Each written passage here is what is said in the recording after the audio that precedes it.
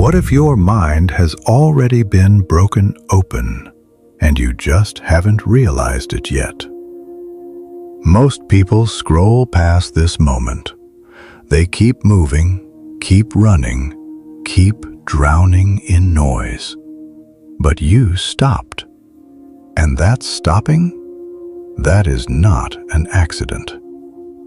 Carl Jung would call it synchronicity, the moment your inner world and the outer world align without logical explanation, without planning, without force. A perfect collision at a perfect time. And this is yours. There are messages that do not repeat. There are truths that can only reach a specific version of you, the version you are right now, in this exact moment. And if you let them pass, if you tell yourself you'll come back later, you'll revisit this tomorrow, you'll feel ready next week, they vanish. Not because they disappear from the world, but because the version of you who could receive them will no longer exist. That is the part no one tells you. The you listening to these words right now will not exist tomorrow.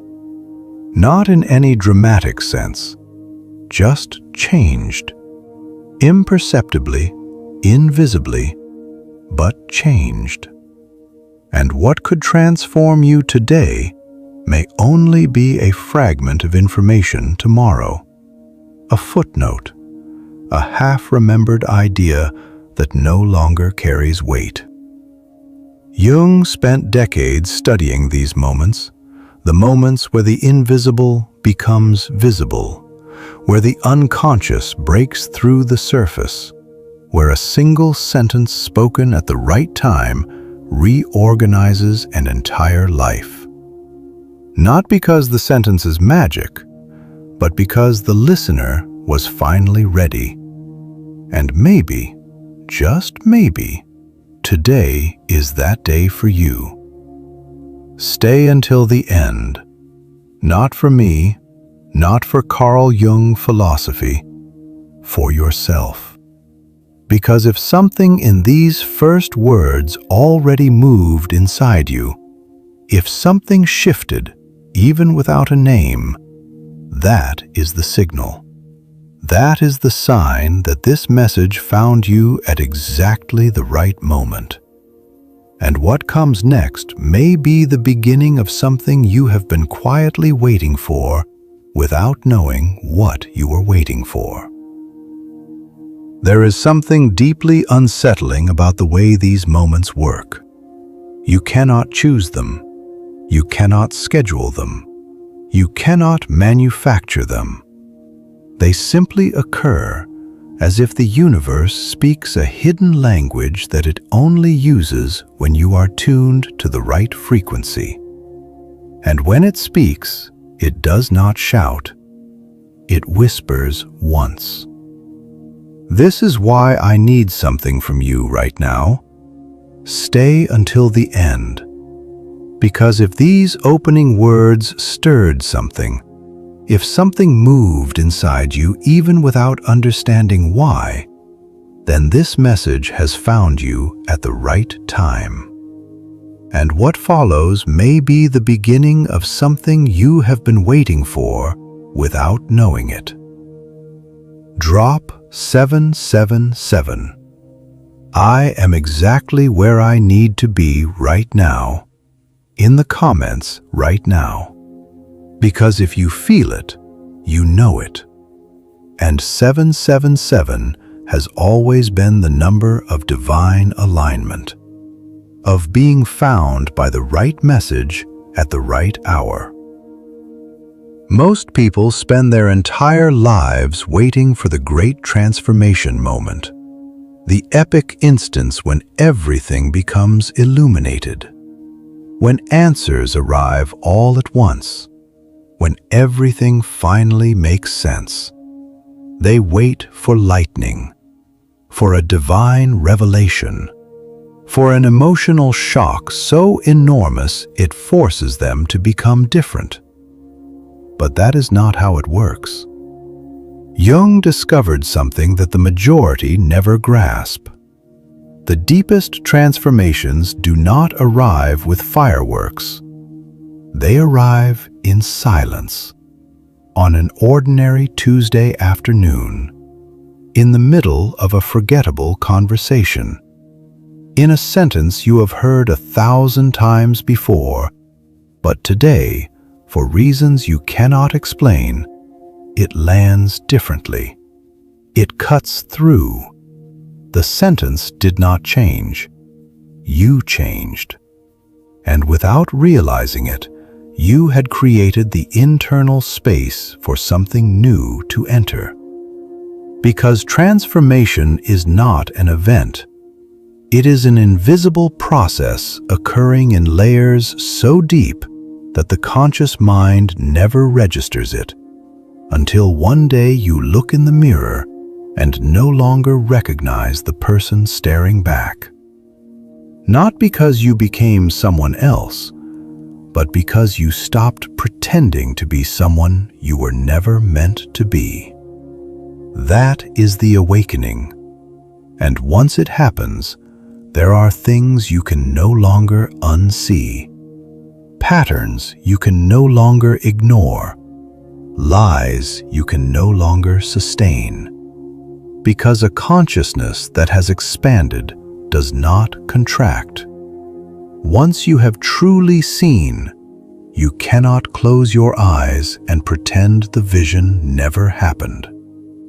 The trap is believing that you can decide when the moment arrives, that you can prepare for it, study for it, plan it, schedule it. But real transformation moments do not respect your agenda. They do not arrive when the ego gives permission. They arrive when the unconscious is ready, and that is a timing no one controls.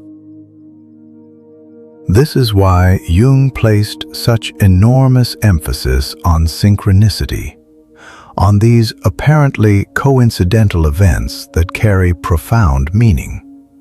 Because the universe does not always operate by cause and effect. Sometimes it operates by resonance, by impossible coincidences, by encounters with no rational explanation that permanently alter the trajectory of a life. Think about the last moment that truly shook you. You did not plan it. You were not searching for it. It simply happened. And when it did, you felt that internal click, the sensation of something falling into place without knowing what had been out of place. That is synchronicity, and it is happening right now as you absorb these words. Because this video is not an accident. It reached you at precisely the right moment, not because I calculated it, but because something inside you was already searching, not with words, not with a conscious request, but with an internal restlessness, an unnamed discomfort, an unformed question pressing against the walls of your awareness. And when something inside searches, the world responds. Not always in the way you anticipated, but always at exactly the right time. Jung called this the individuation process, the path every person must walk to become not the person they were taught to be, not the person they believed they were supposed to be, but the person they actually are beneath all the layers of adaptation, fear, and external approval. And this process does not begin with a grand gesture. It begins with a small moment, a video, a sentence, a silence, something that reaches into a part of you that has been sleeping for years and wakes it. And once it is awake, there is no returning. Here is a merciless truth that no one shares with you. Not all truths are accessible to you at all times. Some can only enter your life once you have reached a particular level of internal maturity, once you have passed through particular experiences, once you have broken free from particular illusions. It is like attempting to describe a sunset to someone who has never seen the sky. The words exist, the definition is possible, but the impact only arrives when you witness it yourself, at the right moment, in the right light. This is why books that told you nothing at 20 destroy you at 40. The book did not change. You changed. And now you are finally on the frequency required to receive it. The same applies to conversations, to encounters, to messages. There are things that can only reach you once, in an unrepeatable moment, because the version of you capable of receiving them is singular. And when that version dissolves, the door closes. This is not injustice. This is nature. Jung said, "When the student is ready, the teacher appears." But we forget the second half of that truth. And when the student no longer needs the teacher disappears. Because messages do not arrive to stay. They arrive to serve a function, to open a door, to plant a seed. And when their work is finished, they leave permanently. Write 444. I trust the timing of my own unfolding in the comments below. Because 444 is the number of foundations being built in the invisible, of the right message finding you at the right hour. If this is landing in you right now, you already know it. If this message is reaching you, if something in these words is resonating with you, share it. Not for Carl Jung philosophy, for someone in your world who needs to hear this today. Because sometimes a single message changes the direction of a life. And you, just by being present, just by staying, just by listening, could be that bridge for another human being. Subscribe right now, not for me, for yourself. Because this path is not walked alone. Because you will need reminders. Because there will be moments when you forget. And these messages will be here to bring you back to yourself, to your center, to your truth. This video will find you only once, even if you watch it 1,000 more times, even if you save it, even if you share it. The real impact, the kind that could shift something deep inside, happens only now, in this first encounter. Because this is your current version's first time receiving it, and your current version will not exist tomorrow. That sounds dramatic, but it is simply true. Each day, we die a little. Each experience reshapes us. Each decision turns us into someone slightly different. And what could shake your soul today may tomorrow be nothing more than a memory. This is why Jung insisted on remaining in the present moment, on not postponing, on not waiting for the perfect circumstances, because the perfect moment is always now. And if you allow it to pass by thinking you can return to it, it simply vanishes.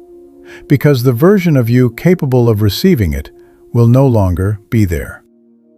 Now the uncomfortable part arrives, the part most people avoid because confronting it hurts. But if you have made it this far, something inside you is already prepared to hear it.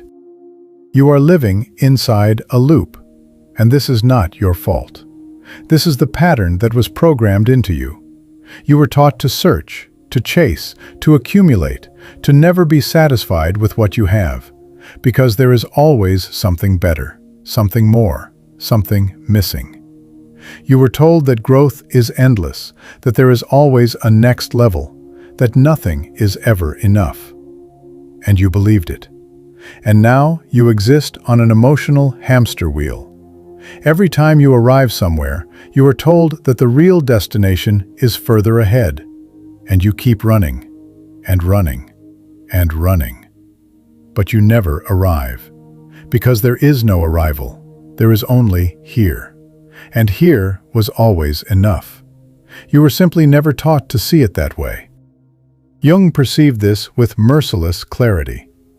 People will do virtually anything to avoid confronting their own soul. And one of the most sophisticated methods of avoidance is to keep searching. Because as long as you are searching, you never have to sit with yourself. You never have to look at what hurts. You never have to face the emptiness you have been carrying for years. It is easier to watch another video, read another book, find another teacher, another technique, another method. Because that way you can tell yourself, I am doing the work. But you are not doing the work. You are running from yourself. And I know. I know because I did it too. Because we all do it. Because this is the ego's most elegant defense mechanism, protecting itself from the thing it fears most, which is stillness. The silence where there are no more excuses, no more distractions, just you, alone with yourself. And everything happens there, in that uncomfortable silence, in that pause you cannot sustain, in that emptiness you try to fill with anything other than your own presence. Because being with yourself is terrifying. Because you do not know what you will find. Because you were told your entire life that you are not enough as you are. That you need to improve, optimize, evolve, as if you were a project. As if your worth depended on how much progress you demonstrated. But no. Your worth is not tied to anything. You are already whole. You are already enough. You were simply never taught to see yourself that way. Here is what Jung understood about the shadow. This is not merely the dark part of you, the parts you are ashamed of, the impulses you suppress, the fears you hide. The shadow is also everything good that you never gave yourself permission to be. All the unexpressed potential. All the unacknowledged greatness, all the light you were told to keep hidden, because you were taught to stay small, not to shine too brightly, not to stand out, to adapt, to fit, to conform. And in that relentless effort to adapt, you clipped your own wings. You silenced your own voice. You extinguished your own spark. And now you are living at half capacity, as half of what you could be, because the other half is still waiting in the shadows, wanting to be seen, wanting to be integrated, yearning to finally be whole. And when you finally integrate it, when you stop warring against yourself, when you accept that you are both light and darkness, both strength and fragility, everything merges. And that merging is what Jung called the self, the real you, the core, the essence, the place from which you no longer need masks, because there is nothing to conceal, nothing to prove, nothing to defend. You simply exist, and that is enough. Comment 11. I am the architect of my own awakening in the comments right now, because 11 is the number of new beginnings, of the moment consciousness shifts from automatic to intentional, of the instant you stop being lived by your life and start choosing it. If something in you just shifted reading that, write it down. But reaching that place requires passing through fire. It requires looking directly at what terrifies you. It requires feeling what you have been avoiding. It requires crying the tears you swallowed. It requires releasing the screams you silenced. It requires accepting that you are not perfect, that you never will be, and that this is not a problem. Because perfection is an illusion, a trap constructed by the ego, a gilded cage, and freedom is not found in being perfect. Freedom is found in being real, ruthlessly real, uncomfortably real, authentically real. And when you grant yourself permission to be real, something strange occurs. Other people's opinions stop mattering quite so much. Not because you have grown cold, but because you have stopped needing their approval.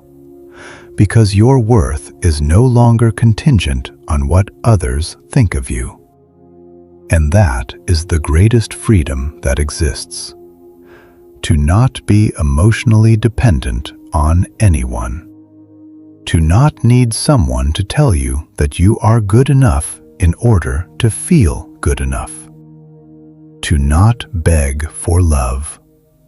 To not plead for attention. To not supplicate for recognition. Just to be complete, whole, entire. And from that place, everything that enters your life arrives from a different source. Not from need, but from abundance. Not from fear, but from love. Not from lack, but from choice. Jung said that the meeting of two personalities is like the contact of two chemical substances. If a reaction occurs, both are transformed. But this transformation is only possible when both are whole, when both have done their own internal work, when both have faced their own shadows. Because two halves do not make a whole, they make a dependency. And dependency is not love. It is fear dressed as devotion.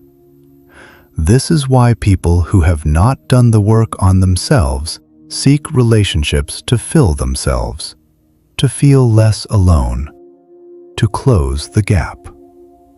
And when they find someone, they cling. They attach, they possess, because they are terrified of losing the only thing that gives them meaning. But that is not loving someone, that is needing someone. And need eventually suffocates. It leaves no room to breathe. It destroys. Real love can only exist between two people who are already complete, who do not need each other, who choose each other. Not from lack, but from resonance. Not from fear, but from freedom. And in that love there is no drama, no jealousy, no control. Because there is nothing to lose. Because both know they do not belong to each other. That they are free. That they could leave at any moment. And paradoxically, that freedom is precisely what keeps them together. Because no one walks away from something that helps them grow, expand, and be honored.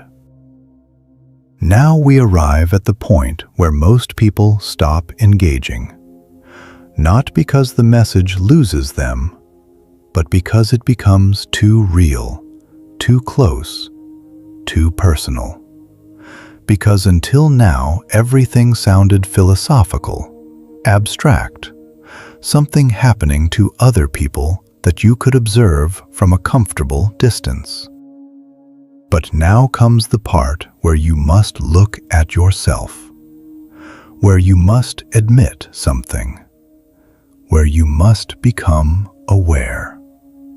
And this is painful, because it requires acknowledging that you have been living on autopilot, that you have been repeating patterns you never chose, that you have been carrying beliefs that do not belong to you, that you have been performing a role instead of inhabiting your own life.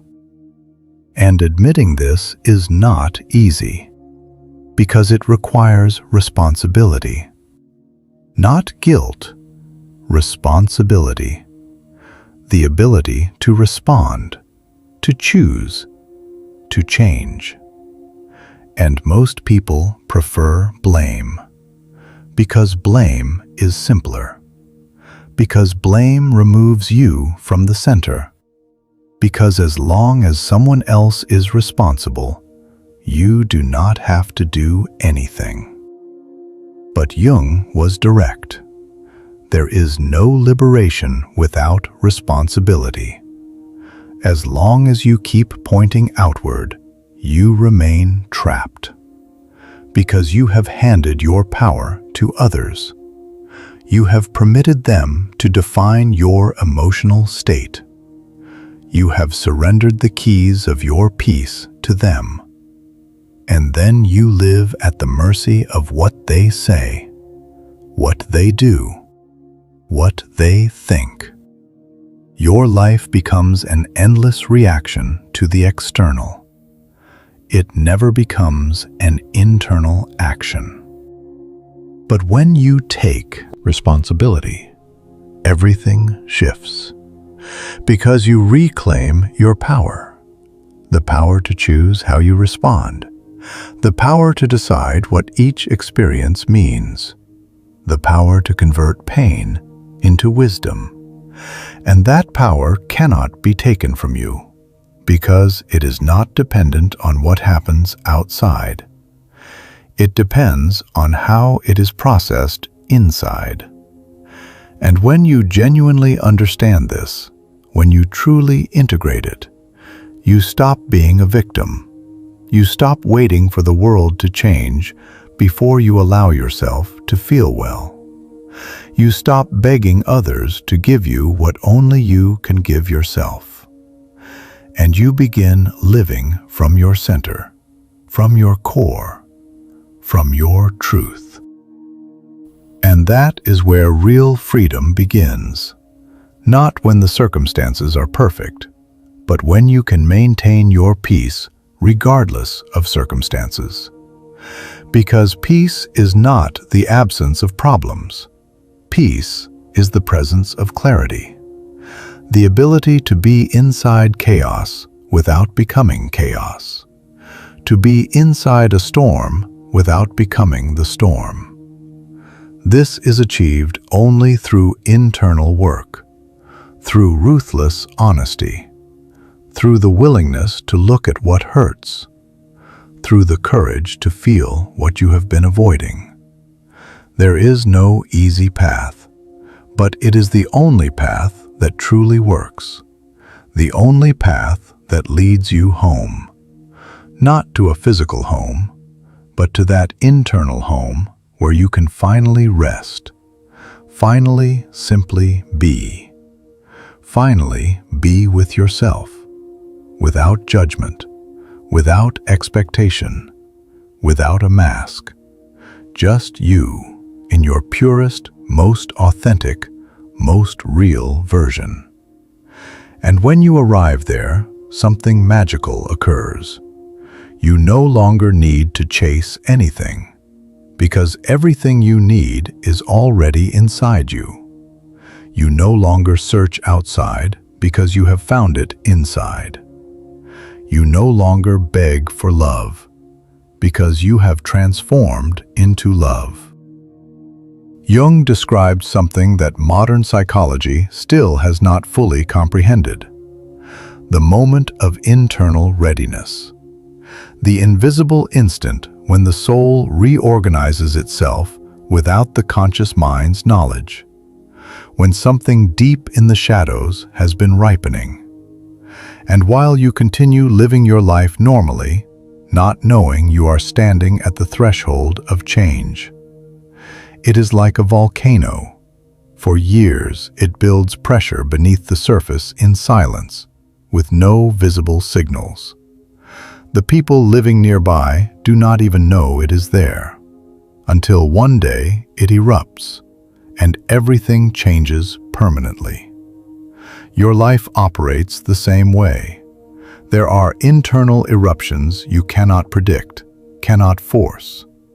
When the pressure is sufficient, when the accumulated unconscious material can no longer be contained in the shadows, when it must emerge, must surface, must be witnessed, it simply occurs.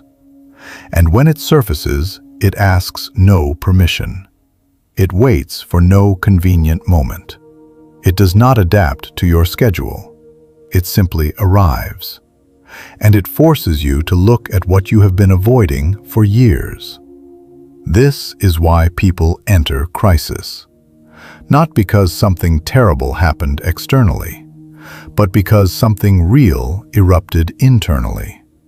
And that thing is so genuine, so authentic, so impossible to ignore, that it destroys every comfortable lie you were living inside. And yes, it hurts. Of course it hurts. Because sustaining comfortable lies is easier than confronting uncomfortable truths. Because claiming that everything is fine is simpler than admitting something is broken. Because continuing on autopilot is less terrifying than waking up and realizing you have been living a life you never actually chose. But a moment arrives when the cost of pretending becomes heavier than the cost of confronting. And that is precisely when transformation becomes inevitable. Jung called it the confrontation with the shadow, that merciless encounter with yourself, with everything you denied, suppressed, concealed out of shame, fear, guilt. And what is interesting is that the shadow is not only the dark things. The shadow is also every good thing you never permitted yourself to be, because you were taught to stay small, not to shine too brightly, not to emerge, to adapt. And in that effort to adapt, you cut your own wings. You lowered your own voice. You extinguished your own spark. And now you are living at half of what you could be, because the other half is still waiting in the shadows, wanting to be integrated, wanting finally to be whole. And when you finally integrate it, when you accept that you are both light and darkness, strength and vulnerability, everything unifies. And that unification is what Jung called the self, the true you, the core, the essence, the place from which you no longer need masks, because there is nothing to hide, nothing to prove, nothing to defend. You simply exist, and that is enough. We have reached the end of this journey, and I will deliver it with clarity, without decoration, without pretense. Because this was not an ordinary video, not filler content, not entertainment. This was a mirror. And mirrors do not lie. They showed you something. Perhaps something you did not wish to see. Perhaps something you have been fleeing for years. But it is there. And now that you have seen it, you cannot pretend you never did. This is both the curse and the gift of consciousness. Once awakened, you cannot fall back into the same sleep. You can try. You can distract yourself. You can keep pretending.